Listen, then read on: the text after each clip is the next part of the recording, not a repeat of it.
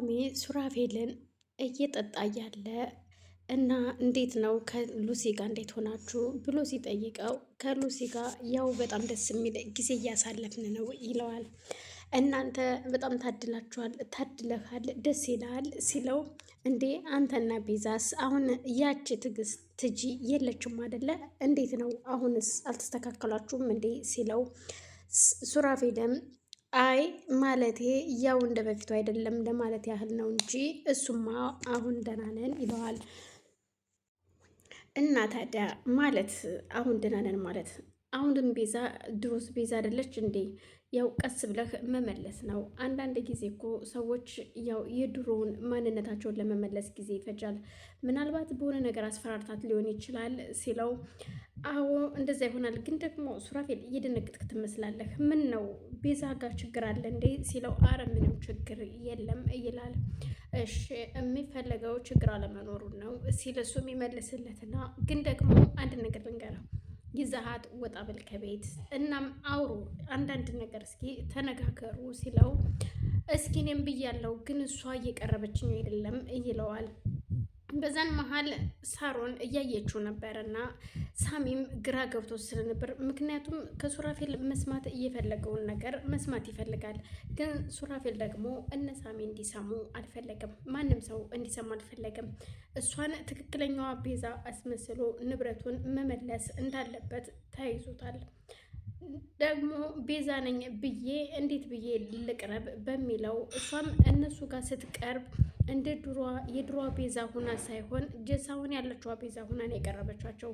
እነ ሳሚም ግራ ገብቷቸዋል። ምክንያቱም እውነት ማለት ነው ይሄ ነገር ሳሮን የተናገረችው ነገር ትክክል ነው ማለት ነው ሲል ለሉሲ ይጠይቃታል። ሉሲም እንግዲህ መሆኑ ነዋ ታዲያ እኔ እኮ የድሮዋን ቤዛ አላገኘኋትኝም ትለዋለች። ግራ የሚያጋባ ነው። እኔ አላቅም ብቻ ግን እንዴት መድረስ እንዳለብን አላቅም።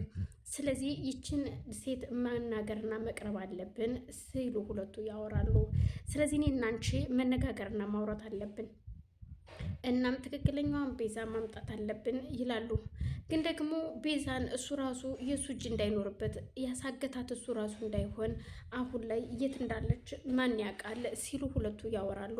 አላቅም ሳሚ እኔ ግራ ገባኝ። እኔ ምን ማለት እንዳለብኝ አላቅም። ምክንያቱም የት እንደሚያስቀምጣት የሳሚም እኮ እጁ ረጅም ነው። ግን እኔ የምለው ግን ምናልባት ፈርቶ ይሆን እንዴ ንብረቱን እንዳታዞርና እንዳትወስድባት ፈልጉን ይሆን እንዴ ወደሱ እንዲዞር የፈለገው ወይስ ምንድን ነው? ይህ ሁሉ ንብረት እንዴት በራሱ ስም ሊያዞር ይችላል? ግን ደግሞ ቤዛን ያስጠነቀቃት ማለትም ሉላን ሲያስጠነቅቃት ይውልሽ ሉላ አንድ ነገር ልንገርሽ፣ ትክክለኛዋ ቤዛ ሆነሽ ነው እሺ እዛ መቅረብ ያለብሽ ስትቀርቢ።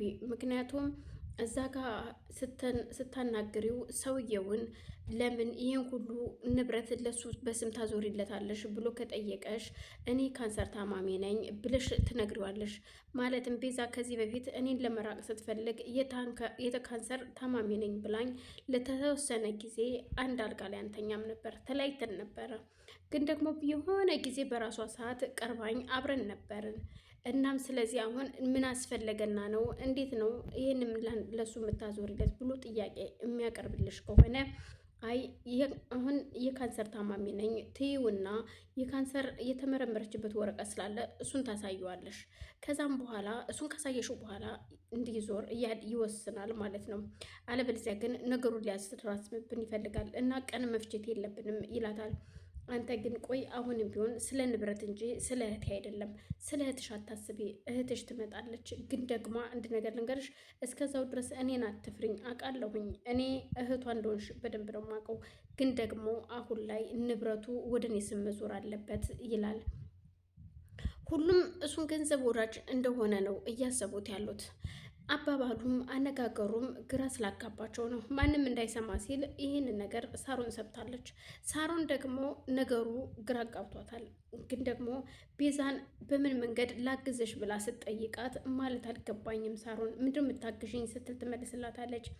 አይ ማለቴ እንደዚህ ዝም እንድትያደረገሽ ነገር ምንድን ነው? እና ማገዝ ካለብኝ በምትፈልጊው ነገር ሁሉ አለውን ያግዝሻለሁ። የምትፈልጊው ነገር ካለ ጠይቅኝ፣ ማማከር የምትፈልጊው ነገር ካለ አማክርኝ፣ እኔ እረዳሻለሁ፣ እባክሽ ቤዛ ስትል ትለምናታለች። እሱም ለማስመሰል እንደሆነ ቢሆንም አይ ምንም ለጊዜው የሚያስፈልገኝ ነገር የለም፣ ሲያስፈልገኝ እጠይቅሻለሁ ሳሮን አመሰግናለሁ ትላታለች። እሺ በቃ ቤዝ ለማንኛውም አይዞኝ በርቺ ትልና ትታት ዞር ትላለች። በዛን መሀል ሉላ ግራ ተገብታለች። አሁን ቆይ ለምንድን ነው እሱስ እንደዚህ የሚያደርገው? እኔ ምንድን ነው ማድረግ ያለብኝ? እኔ ግራ ገባኝ ስትል ሁለቱም ወደ መኝታ ቤት ሲሄዱ ሉላ መኝታ ቤቷ ስትገባ ሳሚም ከሱራፌል ጋር ውጭ ላይ ነበሩ። እናም ሉሲና ሳሮን ወደ ኪችን የሄዱና ማውራት ይጀምራሉ። እኔ ምልሽ ግን እንዴት ነው ነገሩ አልገባኝም ይሄ ነገር ስትል ሉሲ ለሳሮን ስትጠይቃት እኔም በድንገት ነው የሰማኋቸው። እዩልሽ እሱ መጀመሪያ ተናዶ መጥቶ ነበር እየጠየቃት። እናም ሲጠይቃት እሷም አሁን የቤዛ አይደለሁም ግን የቤዛ መንትያት ነኝ። ይህን ነገር ያወቅኩት እኔም አሁን ቅርብ ጊዜ ከትጂ አንደበት ነው። ትጂ በአንድ አጋጣሚ መንገድ ላይ አግኝታኝ ስትጠይቀኝ ከዛ ተከትላኝ ወደ ቤት መታ ለአክስቴ ነገረቻት። ከዛም በኋላ ነው አክስቴ እውነታውን የነገረችኝ እንጂ እኔም አላቅም ነበረ። ስለዚህ ለራሷ ሲስተም ስትል ትጂ እንዳጠመደችኝ አላወቅኩም ነበር። በዛን መሀል ነው ቤዛ እህቴ እንደሆነች አወቅኩትኝ ስትል ነገረችው ትላታለች። እና አሁን እሺ ታዲያ ምንድን ነው የምናደርገው ስትል አላቅም ስሉ በመሀል ትመጣለች ሉላ። እንዴ ምን እያወራችሁ ነው? ይቅርታ ስትል